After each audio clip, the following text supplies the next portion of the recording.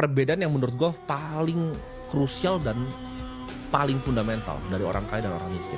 Orang kaya itu haus sekali untuk belajar. Sedangkan orang miskin itu kecenderungannya sok pintar.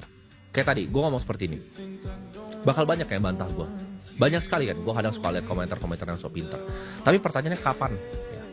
Lu pernah lihat orang seperti gue, itu mau duduk begini. Ini kan anggapnya kayak lu duduk di meja meeting gue loh, di seberang.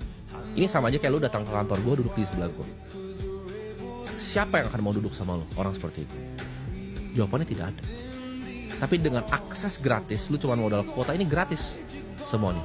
Gue tidak pungut biaya untuk lu bayarin gue makan di sini, ya, bayar kopi aja enggak, tapi gue kasih akses ini gratis. Tapi masih ada yang skeptis. Kenapa? Karena orang miskin tuh punya kecenderungan untuk sok pintar. Ini gue kasih tahu ya, gue pribadi dan partner gue, bro kakak, ya, kita berdua tuh ngabisin mungkin miliaran hanya untuk investasi di ilmu yang kita punya sekarang. Total kelas dan buku yang kita beli itu udah miliaran. Semua yang kalian bisa pikir itu udah pernah gue beli. Dan gue pun punya banyak sekali ya, teman-teman bahkan yang sepantaran, yang lebih tua sedikit, itu haus sekali dengan ilmu ya. Gue punya satu teman namanya Andrew, partner di Holy Wings juga, dia punya 2000 ya. Outlet gadainya 2000. Kalian bisa cari aja tuh di jalanan, mungkin ada kalian ketemu.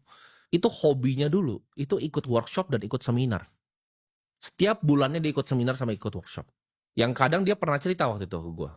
Dia cerita ketika dia waktu pernah nanya, orang malah ketawain dia karena menurut yang di situ pertanyaannya sederhana.